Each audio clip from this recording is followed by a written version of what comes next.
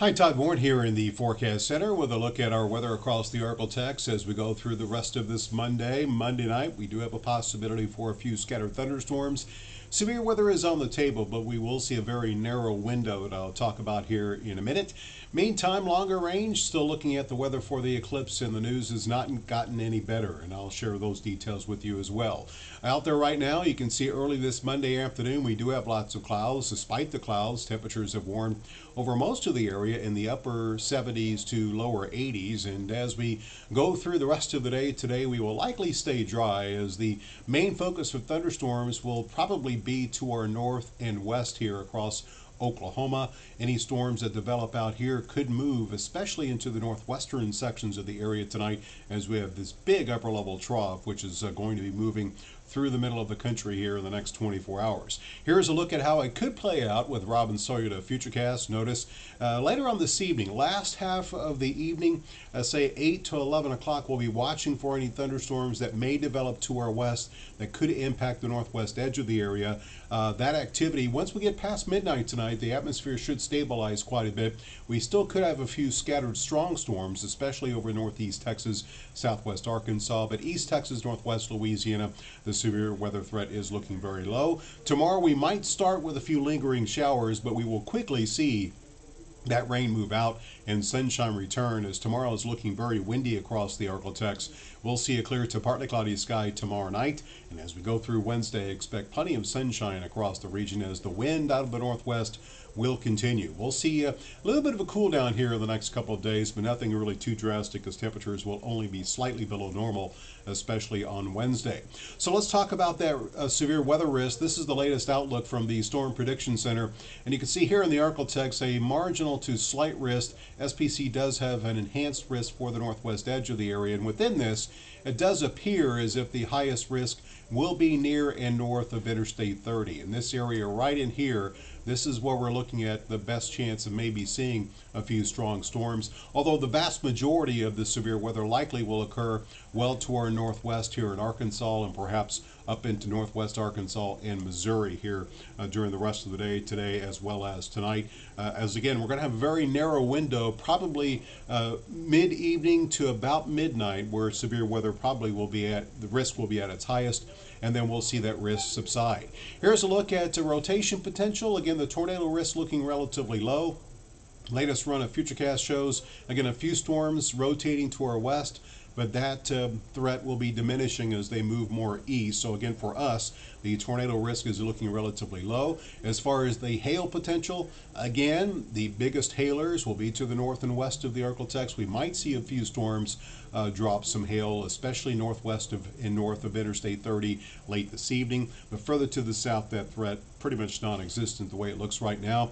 The main thing is going to be the wind. Here's a look at the ARRR and wind gusts. And the large areas that you see here, that's just normal non-thunderstorm wind gusts. It's going to be rather breezy for the rest of the afternoon.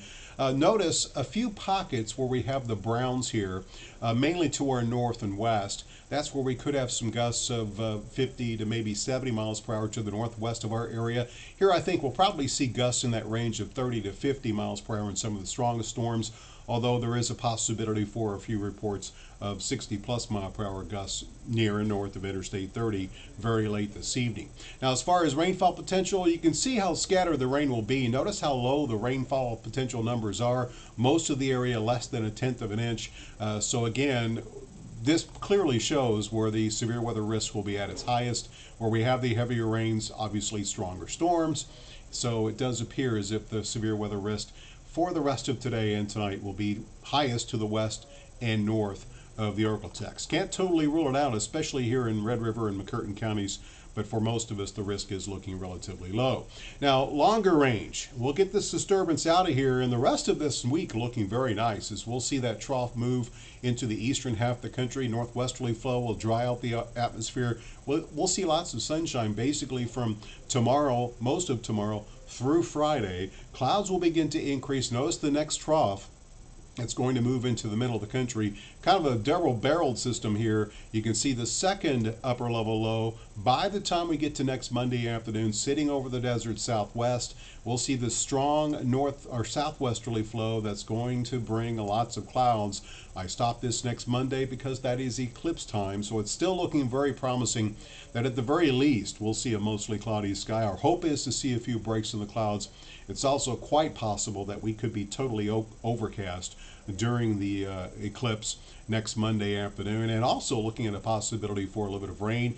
Thunder, that risk looking relatively low, but at the very least some rain around the area. We will see thunderstorms as we go through the middle part of next week, and then we should dry out a bit as we move towards the end of next week. So here's the latest from, again, the ensembles that I've been showing you as far as the percentage of the sky that could be covered, and these are actually the highest I've seen since I started doing this last week.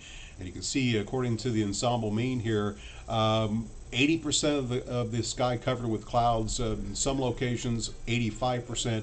So at the very least, it does look mostly cloudy. Again, a little bit of rain also will be possible at eclipse time. So if you're planning on viewing it, get ready to take the precautions to stay dry. Temperatures, that's the good news in all this. Temperatures should be fairly comfortable in the low to middle 70s.